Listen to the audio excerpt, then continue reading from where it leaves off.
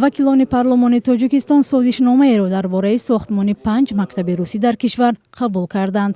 این سند پیشتر بین حکومت تاجیکستان و روسیه به امضا رسیده بود، اما بعضی از وکیلان تاجیک روز 15 ژانویه حین قبول این سازشنامه گفتند در این مکتب‌ها نه فقط تاریخ روسیه بلکه تاریخ تاجیکستان هم آموزش داده شود.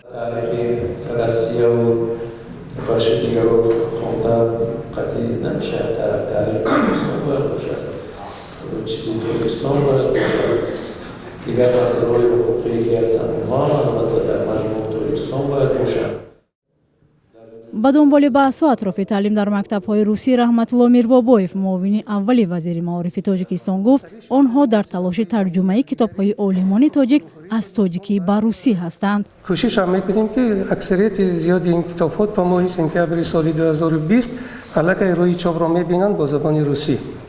نارسایی کتاب‌های تعلیمی را برخی از آموزگاران مکتب‌های روسی در دوشنبه تصدیق نمودند. در این صنفخانه خواننده‌ها از فن تاریخ نو درس می‌خوانند. نه همه آنها کتاب تعلیمی دارند.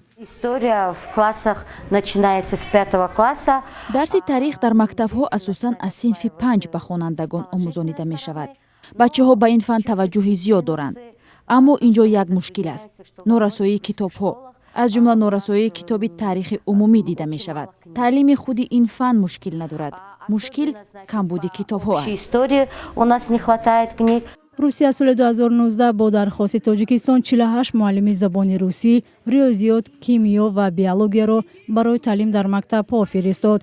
قسمی از معاش آنها را تاجیکستان و قسمی را روسیه پرداخت می‌کند. بسیاری ها مقامات تاجیکستان را برای چنین تصمیم تنقید کرده بودند.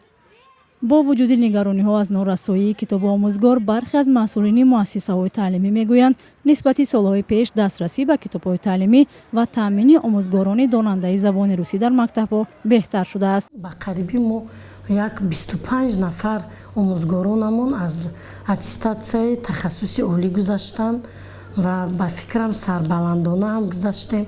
خطا نمی‌کنیم و میگه بگوییم معلممون میرسند. در ریاست معارف شهر دوشنبه به رادیو آزادی گفتند مکتب‌های روسی مثل مکتب‌های تاجیکی بر اساس یک برنامه تعلیمی درس می‌گذارند که آن از سوی وزارت معارف تاجیکستان پیش بینی شده است. در این نهاد تصدیق نمودند که واقعا هم در برخی مکتب‌ها کتاب فن تاریخ تاجیکستان نمی‌رسد. با اطلاع رسمی حالا در تاجیکستان بیش از 200 مکتب روسی فعال است که از این 32 مکتب فقط با زبان روسی و باقی مانده با زبان‌های روسی و تاجیکی و انگلیسی تعلیم را به راه ماندند.